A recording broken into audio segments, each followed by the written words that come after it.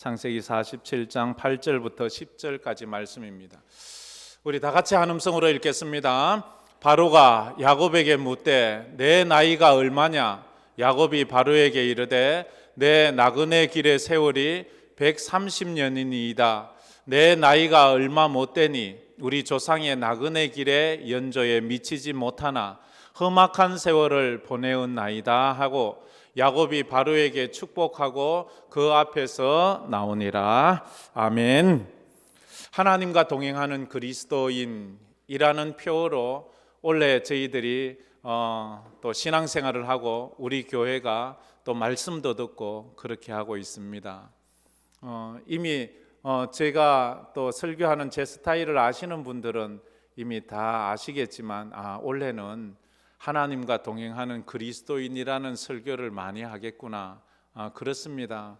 저는 그 해의 표어와 주제가 그 해의 제 설교 제목입니다. 그래 벌써 올해가 되어서 제가 11번째 하나님과 동행하는 그리스도인이라는 설교를 하고 있습니다.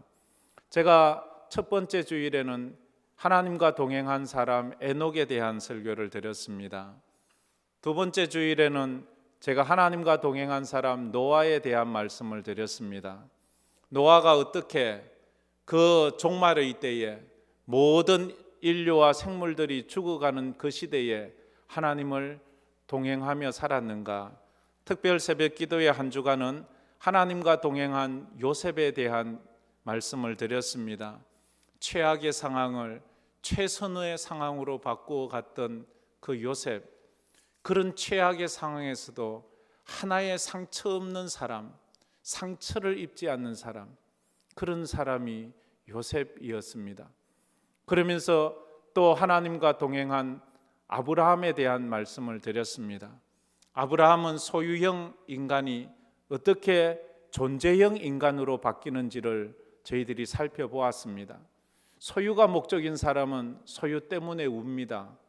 그러나 존재가 목적인 사람은 존재 때문에 웁니다.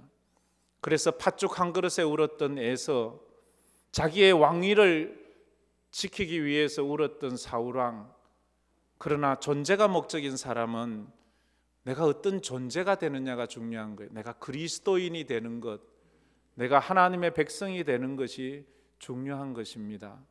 지난주에는 하나님과 동행한 사람 이삭에 대한 설교를 드렸습니다. 이삭은 특별한 것이 없는 사람입니다. 잘난 것도 없는 사람입니다. 그러나 그의 인생이 100배의 축복을 받습니다.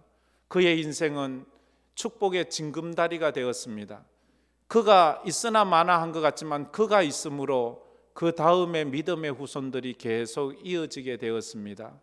그가 있으므로 후손들이 있는 거예요. 어쩌면 우리 부모님이 아무런 것 같지도 않지만, 뭐 특별한 것도 없지만, 잘 산 것도 없지만 그분이 있기에 내가 있는 것 아닙니까? 내가 있기에 우리 자녀가 있는 것 아닙니까? 그분이 없으면 나도 없습니다. 내가 없으면 우리 자녀도 없습니다. 그래서 언약의 징검다리가 참 중요합니다. 오늘은 야곱에 대한 이야기를 하려고 합니다. 어떻게 야곱은 믿음으로 살았을까? 제가 PPT를 준비했습니다. 좀 어려운 그림인데요. 한번 저게 무슨 건물일까요? 제가 일부에는 실수를 해가지고 알아맞추면 커피 사준다고 했더니 너무 많이 알아맞혔어요. 그래서 그런데도 제가 사준 사람은 2명밖에, 많은 사람들이 그래 2부에는 약속 안 할래. 두 번째 그림, 저게 무슨 어느 건물일까요? 세 번째는 저런 분들이 많아가지고 제가 커피 사준다는 말을, 저희 교회 설계도입니다. 저희 교회 설계도 지금하고 거의 바뀐 게 별로 없습니다. 사무실이 지금의 서점이고요. 뭐 그런 몇 가지 있긴 해요. 저 새가족실이 찬양대 연습실이고 그랬었던 것 같습니다. 처음에는. 건축 설계사는요, 2차원의 이 설계도를 보면서 3차원의 건물을 다 읽어낼 수 있는 능력이 있습니다. 2차원 종이 위에 그려진 선들과 점들을 보면서 실제로 만들어진 이 공간 안에서의 사람의 움직임을 상상해냅니다. 그리고 아침, 점심, 저녁 때 태양의 각도도 읽어내고요. 봄, 여름, 가을에 그 건물이 얼마나 따뜻하게, 얼마나 시원하게 사람들을 보호해 주는지도 설계도 하나로 다 읽어내는 그런 사람입니다. 그래서 건축자나 설계사들은 그 설계 도면 하나로 그와 이야기를 합니다. 야, 너 이러면 안 돼. 여기 문을 좀 내야 돼. 창문 너무 커. 이렇게 그들은 설계도만 보고도 우리가 직접 보는 이거보다도 더 완벽하게 이 건물을 읽어냅니다. 그렇대요. 뭐 제가 설계사는 아니니까. 그런데 오케스트라 지휘자는요, 악보를 보고 악보만 보아도 거기서 모든 악기의 소리를 드러낸답니다. 아, 여기서 피아노 소리가 좀 커야 되겠구나. 아, 여기서 바이올린 소리가 들리네. 아, 여기서 이 악기 소리가 들리네. 아마 우리 지휘자들도 안 그렇겠어요. 악보만 봐도 엘토, 소프라노, 베이스 소리 듣지요? 뭐 들어야 돼요. 그걸 드러내는 사람, 그런 사람을 우리는 장인이라 그럽니다. 달인이라고 그러지요. 근데요, 연예인들은요, 연예인을 연예인 되게 하는 것은요, 대본이거든요. 어떤 연예인이 말했습니다. 세상 사람들에게는 없고 연예인에게만 있는 게 있어요. 그것이 연예인을 연예인 되게 해요. 그게 대본이래요. 대본이 연예인을 만들어낸대요. 대본을 보면서 그들은 거기 나온 자기가 맡은 배역을 읽어내는 거예요. 20kg 감량해야 되겠네. 그러면 한두 달 안에 20kg를 꽤 빼버린대. 이 사람을 보니까 내 몸무게보다 20kg가 불어야 돼. 한두 달 안에 20kg를 불어버려요. 그리고 그 사람의 이 사람은 목소리가 굵어야 돼. 이 사람은 이런 옷을 입어야 돼. 이 사람 성격은 까칠하네. 내가 까칠해져야 되겠네. 나는 지금 젊지만 이 배역에는 나이가 들었네. 연기자들은 정확하게 그 대본대로 자기의 삶을 바꾸어 버리는 거예요. 성경은 하나님 나라 설계도입니다. 성도들에게는 삶의 대본과도 같은 것입니다. 성경을 보면서, 말씀을 들으면서 그 설계사들이, 오케스트라 지휘자가, 그 다음에 배우자들이 그 대본과 그 악보와 설계도를 보면서 자기들이 그것을 상상하면서 그것을 만들어 가듯이 우리 성도들은 말씀 가운데서 하나님이 원하시는 삶이 무엇인지 하나님의 자녀로 살아야지요. 마귀의 자녀가 되어서는 안 되잖아요. 참고 인내하고 용서하고 기도하며 살아야 되는데, 성경은 성도는 그래야 된다는데 이걸 거꾸로 있는 그런 사람이 있다는 것입니다. 하나님의 말씀은 인격이잖아요. 우리는 성경과 대화를 나누어야 돼요. 그래서 우리는 점점 주님을 닮아가는 성도가 되어야 될 줄 믿습니다. 오늘은 야곱입니다. 성경의 인물 중에서 가장 친밀감을 주는 사람 1위 하면 야곱입니다. 친밀감을 주는 거지요. 뭐 위대한 건 아니에요. 두 번째 친밀감을 주는 사람 이러면 베드로라고 이렇게 주로들 말합니다. 문제가 많아요. 인생에 실수도 많이 했어요. 그런데 그런 모습을 보면서 나를 보는 것 같아요. 그래서 사람이 정이 가요. 너무 완벽하고 실수도 없고 부족함도 없는 완벽한 사람 보면 여러분 어때요? 짜증나죠. 뭐 저런 게 다 있어. 사람이 살다 보면 뭐 좀 실수도.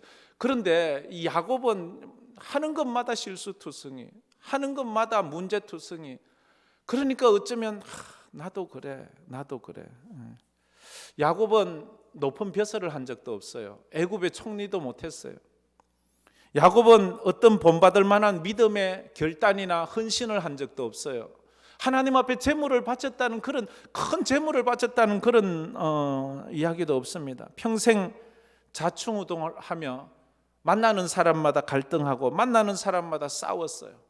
어머니 뱃속에서부터 형과 싸웠어요. 태어나선 아버지와 또 싸웠어요.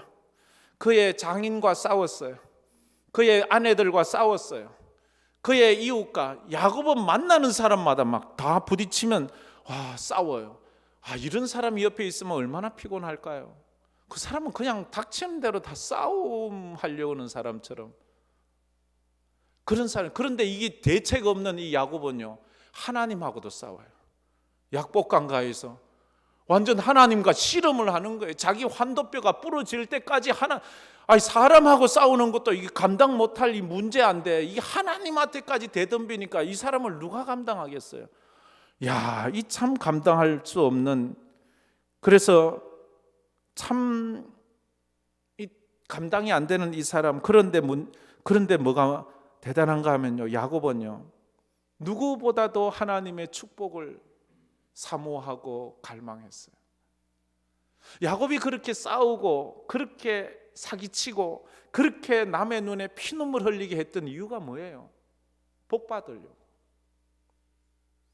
방법은 틀렸지만 그 마음은 참, 저렇게까지 복 받기를 원하나.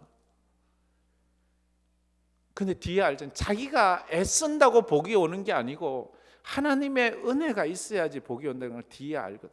그런데 그는 하나님께 복을 받으려고 그렇게 갈등하고 사모했어요. 여러분에게도 이런 복 받으려는 사모함이 있기를 주의 이름으로 축복합니다. 그냥 주면 좋고 안 줘도 그만이고, 이 시간 그러지 마세요. 그러면 졸고, 그러면 딴 생각하고, 그러면 잡념이 생기고. 그런데 내가 복 받아야지, 오늘 주시는 말씀은 내게 주시는 거야. 요즘 금요 기도에 오시는 분들에게 제가 첫 번째 멘트가 뭐예요? 말씀은 기회다라고 말해요. 말씀 주시는 건 기회를 주는 거예요. 그 기회를 딱 잡는 사람은 자기께 되고, 기회를 못 잡으면 자기께 안 돼요. 그래서 이 야곱은 마침내 축복의 사람이 돼요. 그리고 그 축복을 남들에게 나누어 주는 그런 사람이 돼요. 오늘 우리가 읽은 말씀대로 야곱은 어떤 인생을 살았기에 하나님의 축복의 통로가 되었는가 하는 것을 오늘 살펴보고자 합니다. 어떻게 살았기에 그렇게 욕심 많고, 그렇게 사기치고, 그렇게 남의 눈에 남을 손해보면서 자기가 움켜잡으려고 했던 그가 어떻게 남을 축복하는 사람이 되었을까? 오늘 본문 말씀에 그가 애굽의 바로 왕을 만나고 나서 하는 말이죠. 첫째가 야곱의 인생 130년 전체는 나그네 길이었습니다. 그가 자기 인생을 정의할 때 첫 번째가 인생은 나그네였습니다 라고 말을 합니다. 여러분의 인생은 어떠합니까? 여러분이 지금 살아온 인생을 딱 정의한다면 무엇이라 정의하겠습니까? 야곱은 말했습니다. 내 인생은 130년 살았는데 나그네였습니다. 나그네라는 게 뭐예요? 정착해서 사는 게 아니고 지나가는 사람이라는 말이잖아요. 어쩌면 우리의 인생도 그래요. 여기에 나는 대구에서 평생 살았습니다 이러지만, 그러나 그분도 나그네라는 것을 우리가 알아야 돼요. 언젠간 떠날 사람이잖아요. 영원히 있을 사람이 아니에요. 그래서 그는 자기 인생뿐만 아니라 자기 조상들의 인생도 나그네라고 오늘 9절 말씀에 말하죠. 내 나그네 길의 세월이 130년이니이다. 내 나이가 얼마 못 되니 우리 조상의 나그네 길, 우리 조상들도 나그네 인생을 살았다. 그렇게 말. 그렇다면 모든 인생은 나그네다. 나도 나그네구나. 이걸 알아야 그 다음 단계로 넘어갈 수 있어요. 난 나그네 아니야.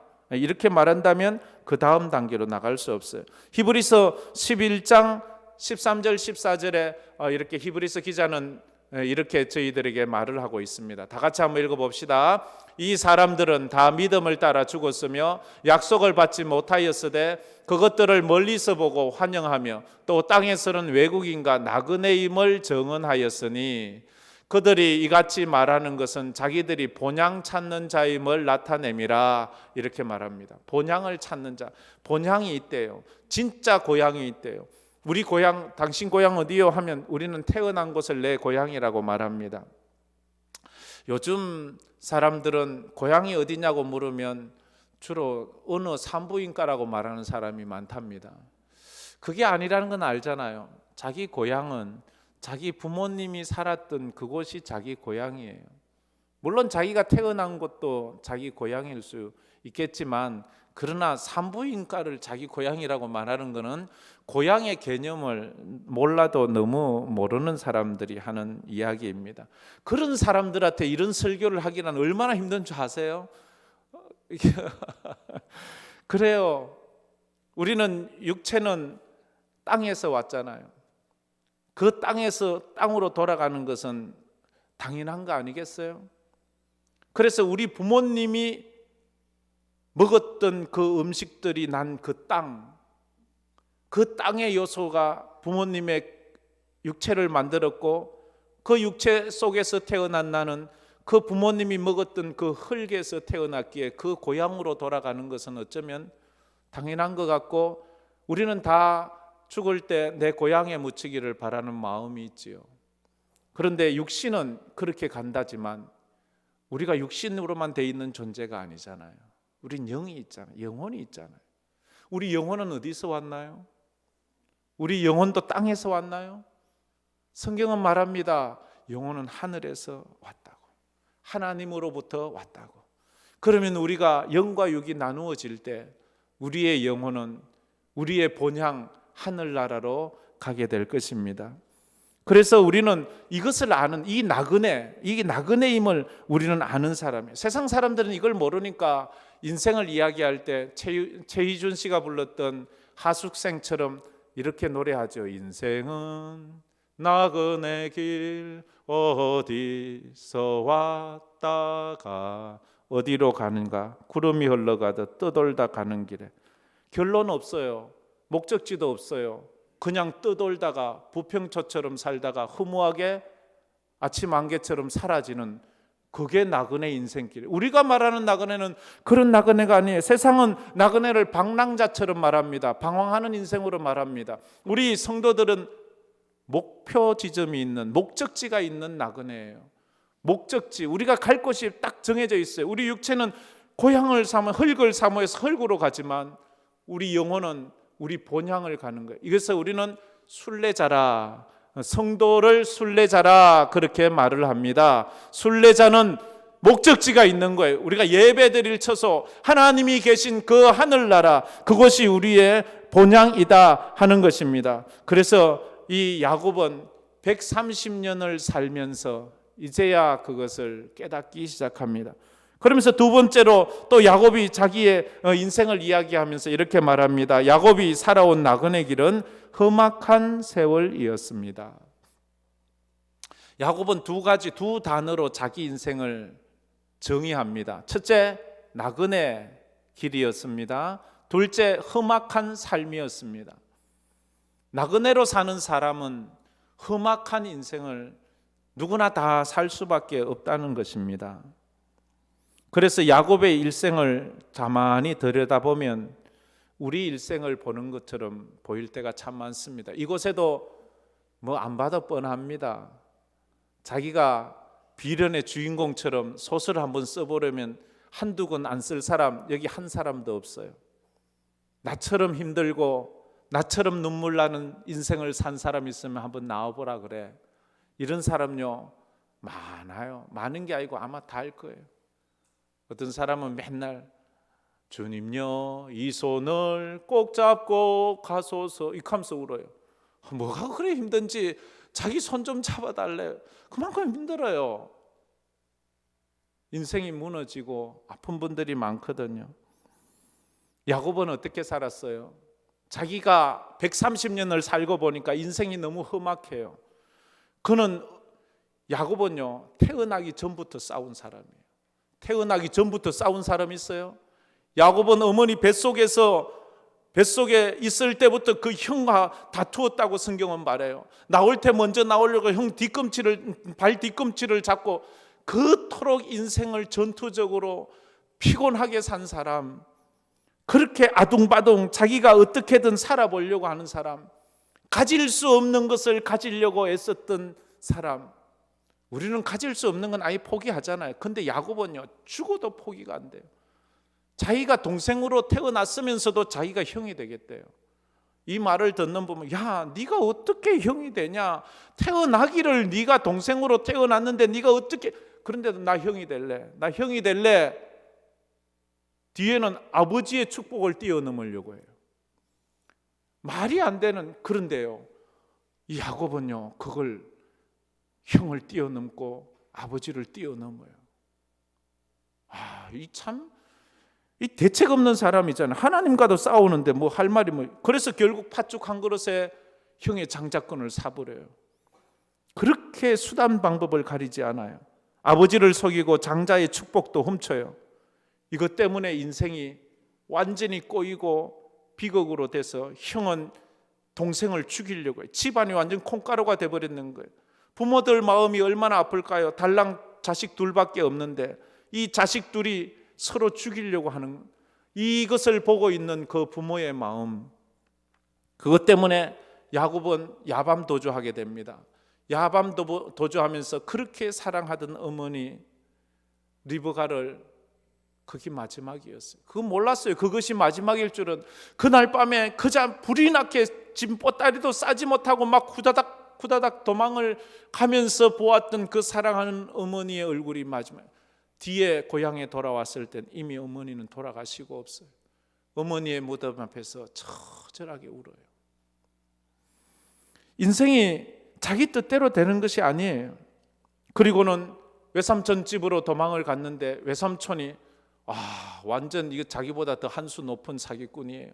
자기 딸을 자기에게 팔아먹는데 그렇게 7년 노예 생활, 또 7년 노예 생활, 자기 집에서 먹고 사는 그 일을 시키면서 자기가 다 일을 하게 만들어 놓고는 그냥 무상으로 또 노동 종처럼 살게 하고, 너무 힘들 거예요. 그러면서 아내가 4명이 생기면서 그 아내들끼리의 싸움 속에서 자기가 얼마나 고통스럽게 부모님과 형들을 괴롭혔는지 알아간, 제발 싸우지 좀 마라. 자기 부인들에게 아무리 부탁을 해도 막 으르렁대며 서로 아들을 낳겠다고 싸우는 거예요.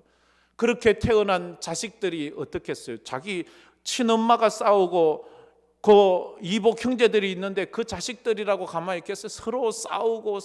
상상을 해보세요. 그 집안이 무슨 은혜롭고 성령 충만하고 예배와 기도가 살아있는 그런 아브라함의 그 손자의 집안이겠어요? 완전 콩가루 집안이지요. 뭐 얼마나 힘들었겠어요. 자식들끼리. 그 야곱은 모든 사람과 갈등하는 인생을 살면서 자기 인생을, 내 인생 험악한 인생이구나, 그때 아는 거예요. 약복강에서 환도뼈가 부러질 정도로 하나님 앞에 두들겨 맞고 하나님 앞에 매달리고, 그러다가 세겜에 왔어도 그때도 정신을 못 차려서 세겜에서 사랑하는 외동딸 디나가 세겜 사람에 의해서 강간을 당하고, 그 일을 인해서 자기 아이들이 시므이와 레위가 가서 세겜의 모든 사람을 다 칼로 찔러 죽여요. 한 부족을 이런 끔찍한 일을 하는 것을 아버지가 이걸 보는 거예요. 이게 누구 집안이에요? 하나님 믿는 사람 집안이에요. 하나님을 믿는다면서. 그리고 라헬이 그렇게 사랑하던 둘째 아내 라헬이 마지막 막내 아들 베냐민을 낳고 난 이후에 그 자리에서 죽어요. 자기 사랑하는 아내가 죽어요. 그리고는 자기가 그렇게 라헬 대신 그렇게 사랑했던 요셉이 어느 날 짐승에 물어뜯어 죽였다고 자식들이 요셉의 색동옷을 가지고 오는 거예요. 자식을 먼저 앞세운 부모의 그 가슴, 그것도 정말 사랑하는 자식, 12아들 중에서 가장 사랑했던 그 자식이 죽었다는 그 소리를 듣는 거예요. 근데 지금 오늘 본문은 그 죽은 자식이 살아있대요. 믿을 수가 없어요. 야, 이놈들아, 너희들이 20년 전, 너희들이 지금 벌써 그때가 언제야? 아마 15년도 든 20년 다 돼가는 그 세월에 그때 요셉 죽었다고 했잖아. 요셉 죽은 시체를 너희들이 보았다고 했잖아. 근데 어떻게 요셉이 살아있단 말이냐? 유다가 그래도 살아있습니다, 아버지. 아버지, 그때 우리가 이렇게, 그건 그땐 솔직히 얘기할 수밖에 없지 않겠어요? 요셉이 미워서. 그러니까 야곱이 얼마나 마음이 아프겠어요. 자기 사랑하는 아들이 살아있다는 말은 너무너무 기쁜데 그 아들을 지 이복 형들이 그리 죽이려고 하다가 애굽의 노예로 팔았다는 소리를 들으니까 이 가슴이, 니들이 인간이가? 어떻게 이복 동생을 그렇게 노예로 파나? 그 아들을 보고 싶어서 그 늙은 야곱이 130세에 요셉이 보낸 수레를 타고 애굽으로 내려갑니다. 애굽으로 내려가서 이제 그곳에서 만나는데 이제 그 바로왕을 만나서 내 인생 험악한 세월을 보내었습니다 라고 말하는 거예요. 그러면서 야곱이 깨닫는 것이 뭔가 하면 세 번째로 하나님은 야곱의 험악한 세월 동안 하나님이 나와 함께 했구나 하는 것을 깨달아요. 한번 따라해 봅시다. 험악한 세월 동안 하나님이 함께 하셨습니다. 이제야 깨닫는 거예요. 야곱이 그동안 왜 그렇게 움켜잡으려고, 왜 그렇게 남을 속여가면서, 왜 그렇게 형과 아버지의 외삼촌에게 눈에 피눈물을 흘리면서까지 그들을 사기치고 그들을 빼앗으려고 했어요. 복 받으려고. 자기 힘으로, 복은 자기 힘으로 받는 줄 알았어요. 그래서 수단 방법 안 가리고 했는데 그제야 깨닫는 거예요. 요셉이 살아있다는 말을 듣고 요셉이 살아있는 것을 확인하면서 하나님이 함께 하셨구나. 내가 이 아들을 지킬 수 있다고 생각했는데 결국 못 지켜서 그것 때문에 평생 먼저 죽은 자식 가슴에 묻는다고 가슴에 묻고 그 자식 때문에 지금까지 아파하는 것을 유다가 보았잖아요.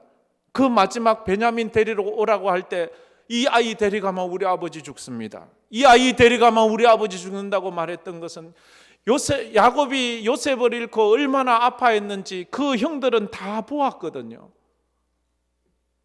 이것을, 이 이야기 스토리를 알려면 창세기를 좀 쭉 읽어봐야 돼요. 모르시는 분은 읽어보시길 바랍니다. 야곱은 나그네의 삶을 험악하게 보낼 때 혼자라고 생각했습니다. 그런데 노년이 되어서야 깨달아 하나님이 함께 하셨다는 것을, 하나님께 함께 한다는 말을 늘 중간순간 주셨는데도 그때는 그것을 그냥 근성으로 들었어요. 설교도 근성으로 듣는 사람 많아요. 늘 하나님이 당신을 함께 하십니다, 하나님이 책임하는데도 근성으로 그건 나와 관계없는 소리야, 그건 나하고 필요 없는 소리야, 지금 내 생활이 그걸 이해할 수 있는 정도가 아니야, 이렇게 말해요. 하나님과 동행하는 그리스도인이 되자라고 말하는데 그건 나하고 관계없어, 그건 예수쟁이나 필요하고 장로님이나 예수 잘 믿는 사람이나 필요하지, 나 같은 초짜는 뭐, 이렇게 말하는 사람이 있는데 그게 아니에요. 하나님과 동행하자면 첫째, 인생을 길게 봐야 됩니다. 인생을 코앞에 있는 인생만 보고 사는 사람에겐 하나님과 동행하자는 말이 바보처럼 들립니다. 지금 당장 내 코가 숫자인데, 인생은요 지금이 다가 아니에요. 영원한 세계가 있는 거예요. 영원히 보세요. 영원히.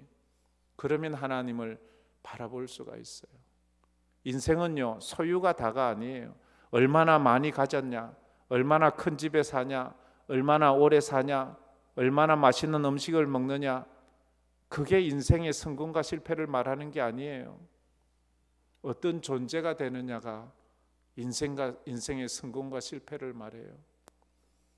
아무리 권력을 가졌어도 부정한 방법으로 권력을 가졌을 때 역사는 그를 심판합니다. 죽었어도 그를 심판해서 그를 욕되게 만듭니다.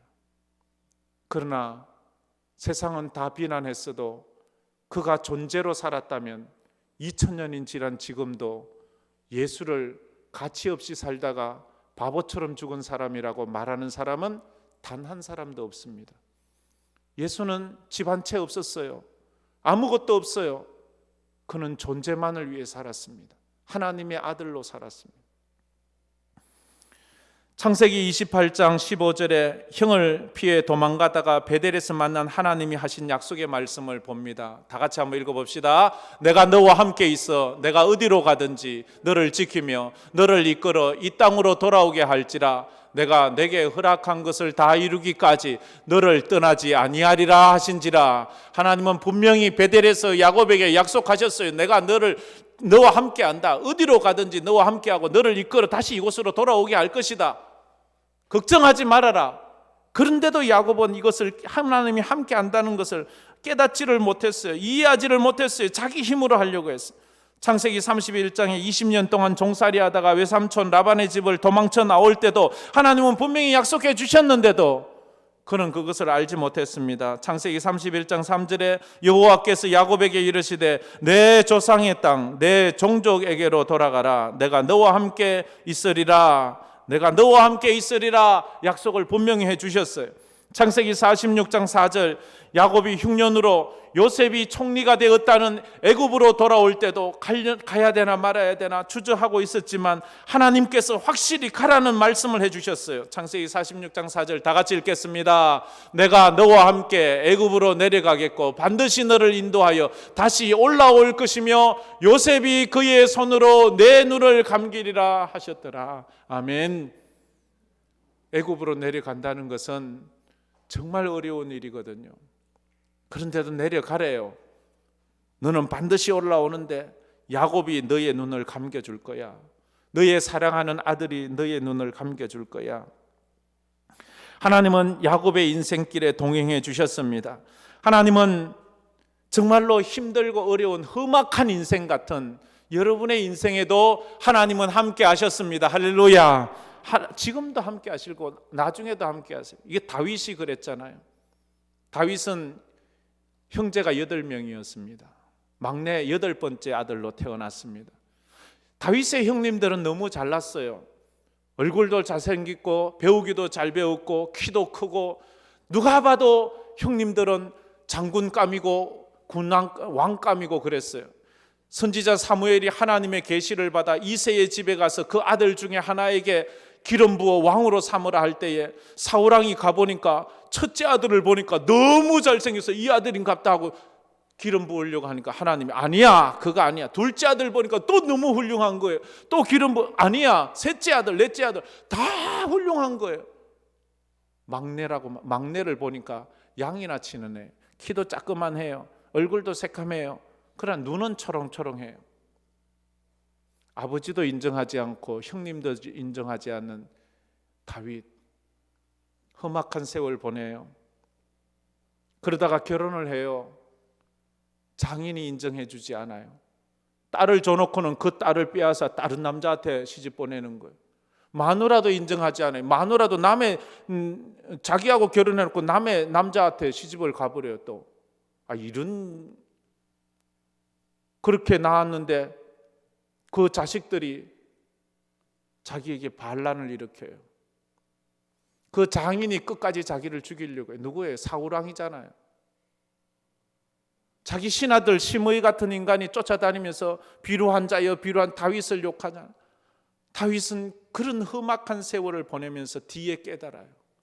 하나님이 함께 하셨다. 여호와는 나의 목자시니 내가 부족함이 없으리로다. 그가 나를 푸른 풀밭에 누이시며 쉴만한 물가로 인도하시는도다. 4절 말씀에 내가 사망의 음침한 골짜기로 다닐지라도 해를 두려워하지 않을 것은 주께서 나와 함께 하심이라. 주의 지팡이와 막대기가 나를 안위하시나이다. 하나님이 함께 하셨다는 것을 그때야 깨닫는 거예요. 여러분의 인생에도 함께 하십니다. 할렐루야. 이것을 알 때에 이제 마지막으로 야곱은 자녀들과 세상을 축복하는 인생이 되었습니다. 그렇게 이전에 야곱은 어떤 야곱이에요? 태어나기도 전부터 모든 것을 빼앗으려고 하고 모든 것을 자기만, 이기적인 사람, 자기 중심적인 사람, 자기만을 위해서 살았어요. 남의 것을 다 빼앗아야만 직성이 풀리는 사람. 형 것도 빼앗고 아버지 것도 빼앗고 외삼촌 것도 빼앗고 다 빼앗고 또 빼앗기를 원했던 그것. 본문에 야곱이 이제 그의 가족을 데리고 애굽에 내려와서 바로 왕을 만나는데 이 애굽의 황제 바로는 누구입니까? 세계 지금 미국의 왕보다도 더 막강한 그 말 한마디가 곧 사람을 죽이기도 하고 살리기도 하고 그 말 한마디가 모든 것을 좌우하는 바로 왕 앞에서 쫄지 않습니다. 야곱은 누구예요? 이방인이에요. 목축업을 하는 사람이에요. 애굽 사람들에 있어서 가장 천한 직업, 천박한 직업은 목축업이에요. 그래서 람셋에 따로 살라고 해요. 우리 조선시대로 말하면 백정 같은 직업을 가지고 있는 거예요. 백정이 왕 앞에 나오면서 고개를 바짝 들고 나올 수 있습니까? 죽지요. 그런데 야곱은 그 황제 앞에 나가면서 고개를 들고 나가며 그 황제를 축복해요. 황제여 축복받을지어다. 아니 이거 지금 누가 누구예요? 지금 먹을 것이 없어 굶어 죽을 것 같아서 이날에 그 바로에게 먹을 것 양식 구하러 와서 얻어먹으러 온 주제에 이런 말을 하고 있는 거예요. 이게 이 야곱이에요. 가진 것도 없어요. 신분도 없어요. 바로가 얼마나 놀랐겠어요. 아니 저 목축업자 주제에, 저 노인 주제에, 가진 것도 없고 지팡이 하나 들고 있는 주제에 네가 나를 축복해? 내가 너를 축복해야지. 네가 나에게 줄 것이 무엇이 있다고? 내가 너에게 줄 것이 있는데. 이게 성도들의 이 힘입니다. 내가 너희들에게 줄 것은 은과 금이 아니요. 이 베드로가 성전 미문에 앉아있는 안전뱅이에게 말했던 말 있잖아요. 은과 금은 내게 없거니와 내게 있는 것으로 내게 주노니 곧 나사렛 예수 그리스도의 이름으로 일어나 걸어라. 할렐루야. 우리 교회가 세상에 돈은 줄 수 없어요. 은과 금은 줄 것이 없어요. 그러나 예수의 복음은 줄 수 있습니다. 할렐루야. 이게 우리의 힘이고 우리의 능력이에요.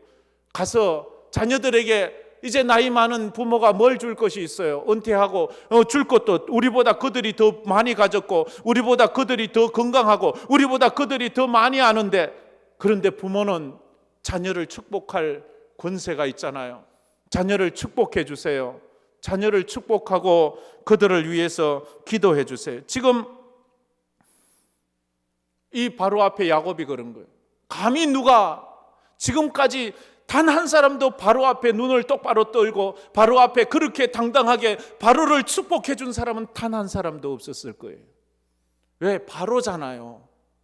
어찌 바로 앞에 눈을 떠요? 그럼 그 자리에서 죽여버리지요. 그런데 바로가 야곱의 그 음성과 그 모습을 보자 옷은 남루하지만 그의 몸에서 풍겨 나오는 그 영적인 능력을 보면서 아, 저는 다른 사람이구나. 그의 축복에 아멘하는 거예요. 그의 축복을 받아들이는. 그러면서 헤어질 때 10절에도 또 똑같이 처음 만날 때와 헤어질 때 축복을 두 번 하는 10절 말씀에 이렇게 말합니다. 다 같이 읽겠습니다. 야곱이 바로에게 축복하고 그 앞에서 나오니라. 야곱이 바로를 축복해요. 세상 상식으로 보면 이 말도 안 되는 이런 이야기를 하는 거예요. 우리가 세상을 축복해야 됩니다. 세상을 축복하면서 살아야 합니다. 세상의 군왕도 축복해야 합니다. 청교도들의 인사법 중에 하나는 청교도들을 만날 때 이렇게 인사했답니다. 그리스도인답게. 그게 그들의 인사였답니다. 그 인사를 했던 청교도들이 신대륙을 개발했고 신대륙을 믿음의 땅으로 만들어 축복의 땅이 되게 해서 지금 미국이 되었잖아요. 지금 미국 사람들은 뭐 신앙이 꽝이지만 많이 타락했지만 그 초창기 청교도들은 얼마나 위대한 신앙이 그리스도인답게, 그게 그들의 인사법이었어요. 한번 따라해 봅시다. 그리스도인답게. 우리가 그렇게 한 주간도 살아 하나님과 동행하는 우리 성도들이 되었으면 좋겠습니다. 야곱은 48장에 요셉의 두 아들 므낫세과 에브라임을 축복해 줍니다.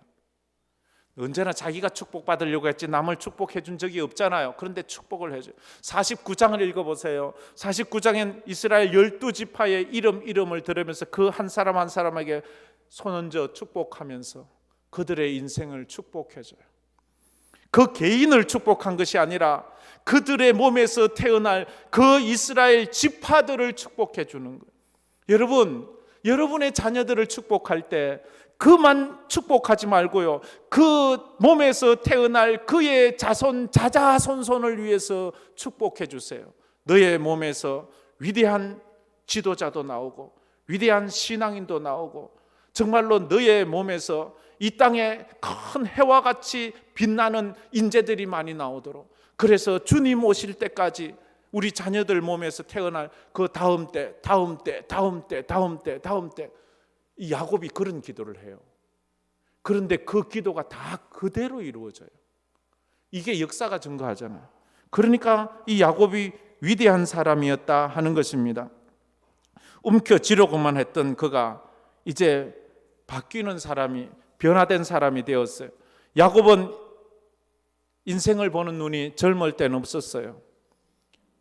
그러나 그가 인생을 살아가면서 눈이 바뀌어요. 전에는 수단 방법 가리지 않고 복 받는다면 다 갈취했지만 이제 모든 것을 다 나누어줘요. 아, 인생은 내가 주인이 아니구나. 하나님이 주인이시고 하나님이 나와 함께 하시는구나. 야곱이 깨달은 세 가지 영적인 교훈이 그거예요. 인생은 나그네구나. 인생은 나그네구나. 하나님이 우리와 함께 하시는구나. 하나님이 나와 함께 하시는구나. 이것만 깨달아도요. 이거 하나만 깨달아도요.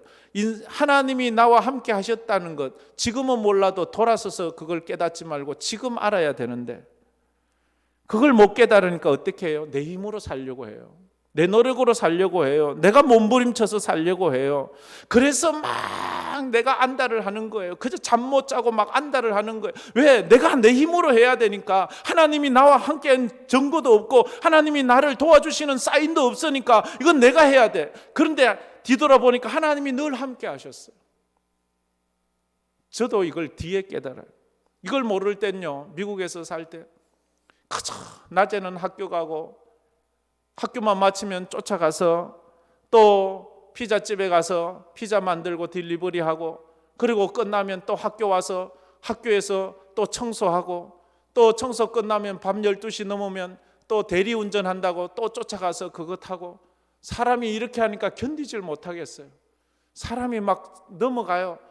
그런 내 힘으로 살려고 하니까, 내가 어떻게 버텨보려고 하니까 못 견디겠는 거예요.